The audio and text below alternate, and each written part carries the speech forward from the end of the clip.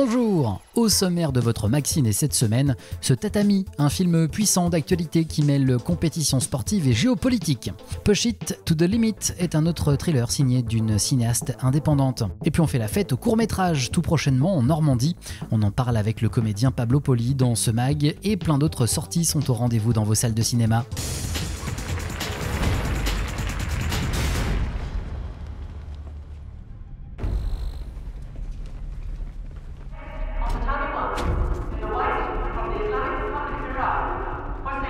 Hosseini porte tous les espoirs de son pays lors de ses championnats du monde de judo. مدال دو شاخشه. بچه‌ها رو می‌بینی؟ خداحافظ. عاشقتم.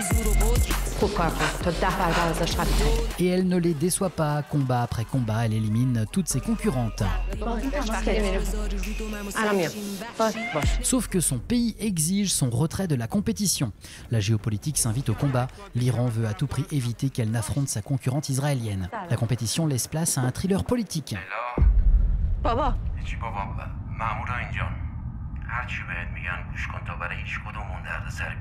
La comédienne iranienne Zahar Amir, découverte chez nous dans Les Nuits de Mashhad ou encore Les Survivants, a fui elle-même le pays. Elle est la coach d'Hosseini dans ce film, mais aussi elle le co-réalise. C'est avant tout la confrontation de deux générations, la entraîneuse de son judoka, de cette nouvelle génération de judoka déterminée. Et c'est un État totalitaire qui demande à cette jeune judoka de sortir du jeu, de faire semblant qu'il est blessé pour ne pas rencontrer la judoka israélienne. Et c'est ce qui se passe pas mal de temps dans la scène du sport en Iran, dans les différents domaines. Et malheureusement, il y a pas mal de gens, des athlètes qui sont obligés d'obéir. Ils n'ont pas le choix. Et, récemment, on a plus en plus des athlètes plus courageux qui risquent et qui décident de sortir d'Iran à la place. Vraiment, c'est une histoire inspirée par pas mal des histoires vraies. نه تظاهر میکنم مصدوم شدم نه عمدن میبازم. پیشنهاد نیست. She's getting threats to withdraw. We can't officially offer her any help until she asks for it. Fuck protocol. Derrière le sujet brûlant, pour que le thriller prenne forme dans toute son intensité, la réalisation au cordeau nous captive avec intensité. On ne connaissait pas vraiment la domaine du judo et on a appris beaucoup. Déjà, cette philosophie de judo, c'est surtout ça qui nous a attirés vers vraiment de raconter cette histoire qu'on avait envie de raconter à travers le judo. On était assez inspirés par Raging Bull, par la haine. Je pense qu'on peut ressentir quand même surtout Raging Bull Speed pour tourner tout ce qui est judo, mais c'était très intense toutes ces scènes sur tatami. Moi, je courais derrière caméra, devant la caméra, je regardais moi-même de derrière caméra et c'était parfois assez drôle. Mais bon, je suis contente. On a réussi un peu. من دیگه بازوچه دست اینا نمیشم. من اینجا حواسم به همه چی هست. خب میدونی که باید چیکار کنی. Tatami est co-réalisé par Zahar Amir. À ses côtés, Guy Native, un cinéaste lui d'origine israélienne. Un duo atypique quand on sait la tension d'origine entre les deux nations depuis des décennies qui touche à son paroxysme actuellement. Je ne cache pas que j'ai pris mon temps pour prendre cette décision et partir vraiment sur ce projet avec tout mon corps parce que c'est vrai que ça fait réfléchir. C'est l'Iran, l'Israël. Nous, on est grandi dans un Iran qui nous a dit tout le temps, même un Israélien, c'est ton ennemi. L'Israël n'existe pas. J'ai compris que c'est passé pareil pour Guy. J'espère que ça va toucher d'autres personnes, d'autres artistes, d'autres cinéastes, de collaborer de la même façon. Et surtout le peuple de ces deux pays, surtout l'Iran et l'Israël. Puissant thriller aux dimensions tant sportives que politiques, Tatami n'arrive sur les écrans que la semaine prochaine, le 4 septembre. Prenez date.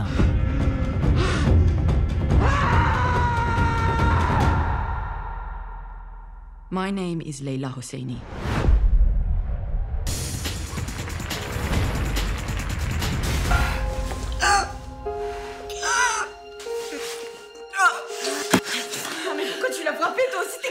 Cette soirée démarre mal pour les deux sœurs Bianca et Lola. Et malheureusement, ça ne va pas s'améliorer. À la base, les deux sœurs offrent leurs services pour amasser de l'argent rapidement, dans l'objectif de payer une dette de leur père menacé de mort. Il va mourir. Parce qu'on trouve un peu l'argent et c'est comme ça.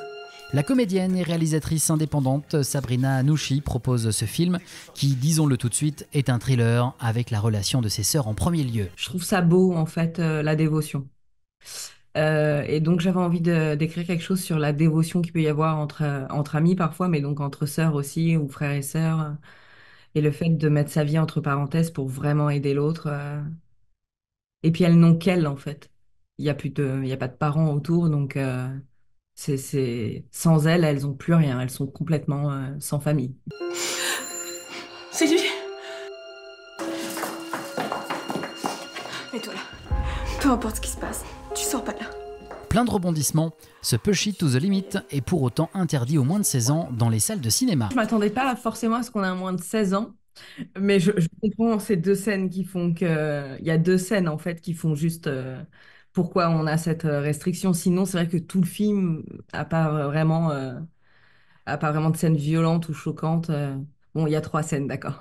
Je viens de... Donc oui, moi j'ai fait le film que j'avais envie de faire. Après, il aura le public qu'il devra avoir. Réalisatrice, comédienne, productrice, Sabrina Anouchi signe avec Push It to the Limit son 4e film et se permet d'être totalement libre et indépendante dans une industrie du cinéma formaté, comme a pu l'être précédemment Jean-Pierre Mocky dans son époque. Je ne fais que ce genre de film, donc ça me paraît, pour moi, ça me paraît assez simple. J'ai commencé comme ça, dans l'indépendant et puis dans la débrouille, on va dire. Et donc, j'adore ça. J'adore ça. Donc, en fait, je vois pas de difficulté. Et c'est pour ça qu'au fur et à mesure, en plus, je vais vers des huis clos. Parce que j'adore les huis clos et je trouve ça hyper facile à faire, en fait. Je trouve ça facile à écrire et facile à tourner. Et on est vraiment dans une bulle pendant 10-15 jours, pas plus.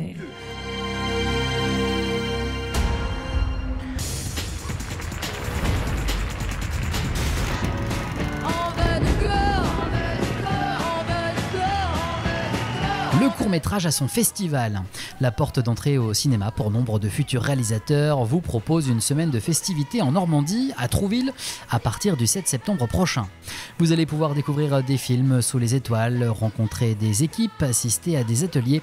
Bref, une semaine à laquelle le comédien Pablo Poli, que nous avons joint en vacances, va se joindre en tant que membre du jury. J'ai commencé un peu par ça, je pense, parce qu'on t'offre pas forcément la possibilité d'être dans des longs. Et quand on veut travailler avec des amis ou avec des gens avec qui on est à l'école ou autre, le court-métrage est un biais assez sérieux parce qu'il faut le tourner comme un long, sauf qu'on a les moyens de le faire avec un court. Donc, s'essayer à ça, c'est quand même une belle chance. Moi, je continue d'en faire et je continue d'en voir beaucoup. Révélé par Patient en 2017, nous avons vu cette année Pablo Poli dans la tordante comédie Et plus si affinité, qui vient d'arriver en VOD et DVD sur vos petits écrans. On est bien conscient qu'on doit vous embêter. Quand on fait l'amour. Parce qu'il y a quand même des soirs où on fait trembler tous les meubles, nous. Oh. Si tu veux mon avis, c'est des exhibitionnistes. Les orgasmes atomiques, c'est pas forcément Adèle. À tous les coups, c'est Caro. Ouais. Et Caro? C'est une amie. Non, c'est quand t'es bien avec Santiago. Santiago. Enfin, Caroline, Santiago, ou d'autres, hein, franchement. Ou d'autres.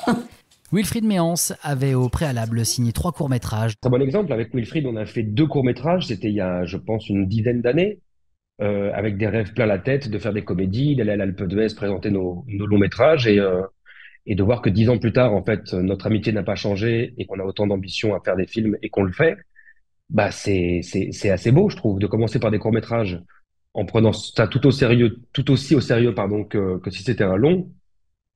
L'exemple, il est parfait, quoi.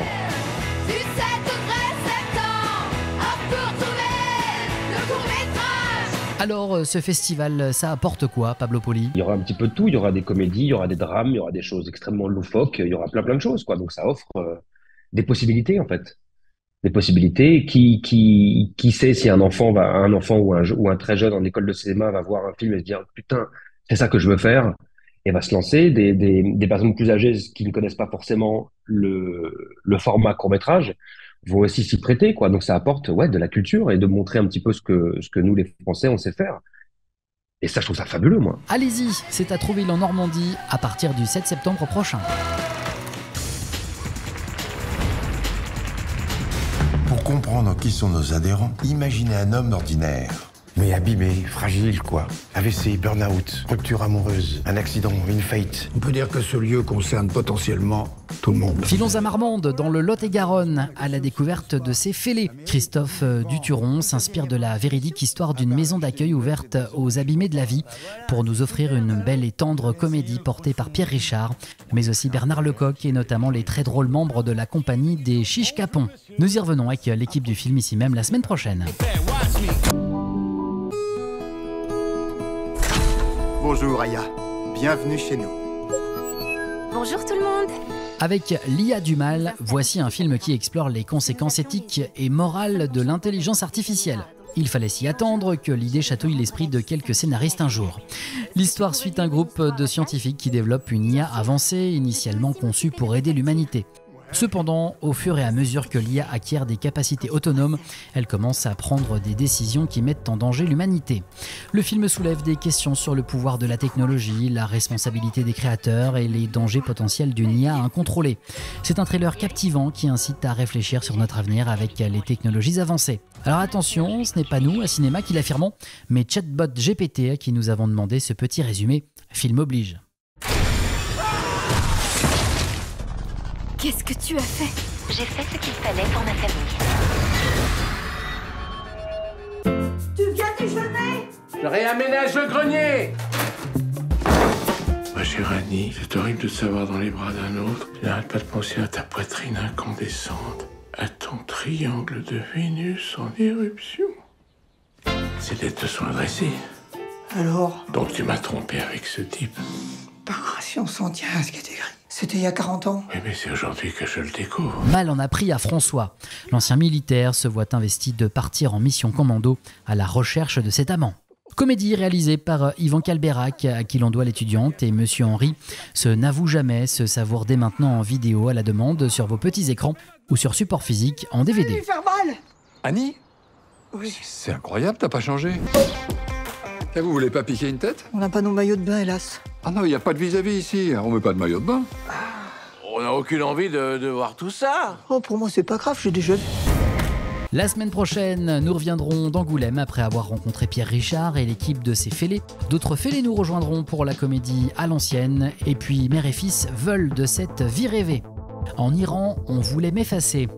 La comédienne iranienne Zahar Amir était à nos côtés cette semaine pour évoquer ce très fort tatami qui arrive la semaine prochaine sur les écrans.